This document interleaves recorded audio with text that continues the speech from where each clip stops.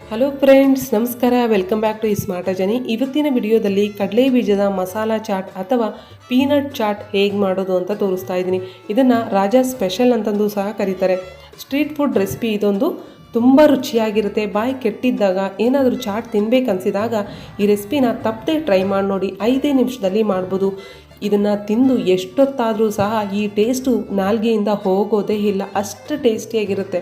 ಈಗ ಗ್ಯಾಸ್ ಮೇಲೆ ಒಂದು ಫ್ರೈ ಪ್ಯಾನ್ ಇಟ್ಕೊಂಡು ಲೋ ಫ್ಲೇಮಲ್ಲಿ 1 ಸ್ಪೂನು ಎಣ್ಣೆ, ಅರ್ಧ ಸ್ಪೂನು ಖಾರದ ಪುಡಿ, ರುಚಿಗೆ ತಕ್ಕಷ್ಟು ಉಪ್ಪು ಲೋ ಫ್ಲೇಮಲ್ಲಿ ಇಟ್ಕೊಂಡಿರಬೇಕು. ಇದು ಸೀದು ಹೋಗಬಾರ್ದು. ಜಸ್ಟ್ ಮಿಕ್ಸ್ ಮಾಡಿ ಆನಂತರ ಅರ್ಧ ಕಪ್ಪು ಕಡಲೆ ಬೀಜ ಹುರಿದು ಸಿಪ್ಪೆ ತೆಗೆದಿರೋದು ಹಾಕಿ ಈ ರೀತಿ ಮಿಕ್ಸ್ ಮಾಡಿ ಲೋ ಫ್ಲೇಮಲ್ಲಿ 1 ನಿಮಿಷ ಫ್ರೈ ಮಾಡಬೇಕು.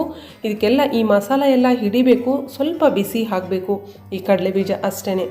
ಈಗ ಇದನ್ನು ಒಂದು ಮಿಕ್ಸಿಂಗ್ ಬೌಲಲ್ಲಿ ಹಾಕ್ಕೊಳ್ತಾ ಇದ್ದೀನಿ. ಈ ಕಡಲೆ ಬೀಜನ ಈ ರೀತಿ ಫ್ರೈ ಮಾಡ್ದಂಗೆ ಈಗೇನು ಸಹ ನೀವು ಮಿಕ್ಸ್ ಮಾಡ್ಬೋದು ಎಲ್ಲ ಸ್ಪೈಸಸ್ಸು.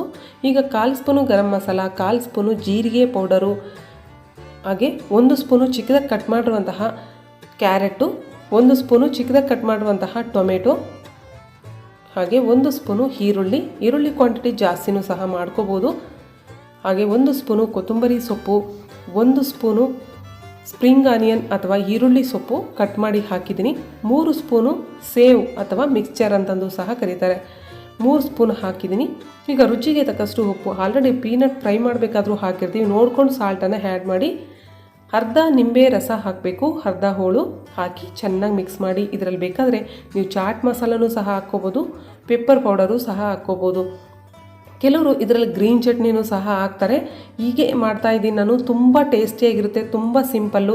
ಇದರಲ್ಲಿ ನಿಮಗೆ ಸ್ಪ್ರಿಂಗ್ ಆನಿಯನ್ ಇಲ್ಲ ಅಂದರೂ ಪರವಾಗಿಲ್ಲ, ಸಿಂಪಲ್ಲಾಗಿ ಮನೇಲಿ ಏನಿದೆಯೋ ಅದರಲ್ಲೇ ಮಾಡ್ಕೊಳ್ಳಿ. ಇಷ್ಟೇ, ಮಾಡಿದ ತಕ್ಷಣ ಸರ್ವ್ ಮಾಡಿಬಿಡಿ, ಇಲ್ಲಾಂದರೆ ಇದರಲ್ಲಿ ಹಾಕಿರುವಂತಹ ಸೇವೆಲ್ಲ ಸಾಫ್ಟ್ ಆಗಿಬಿಡುತ್ತೆ. ಸೊ ಈ ರೆಸಿಪಿ ಇಷ್ಟ ಆದರೆ ಲೈಕ್ ಮಾಡಿ. ಮತ್ತಷ್ಟು ಈಸಿ ರೆಸಿಪೀಸ್ಗಾಗಿ ismartrajani ಚಾನಲ್ನ ಸಬ್ಸ್ಕ್ರೈಬ್ ಮಾಡ್ಕೊಳ್ಳಿ. ಇದು ಯೂಸ್ಫುಲ್ ಅನಿಸಿದ್ರೆ ನಿಮ್ಮ ಫ್ರೆಂಡ್ಸ್ಗೂ ಸಹ ಶೇರ್ ಮಾಡಿ. ನೀವು ಸಹ ಟ್ರೈ ಮಾಡಿ ನೋಡಿ ಹೇಗೆ ಬಂತು ಅಂತ ತಪ್ಪದೆ ಕಮೆಂಟ್ ಮಾಡಿ friends. Thank you for watching. Thank you for supporting me. Thank you all.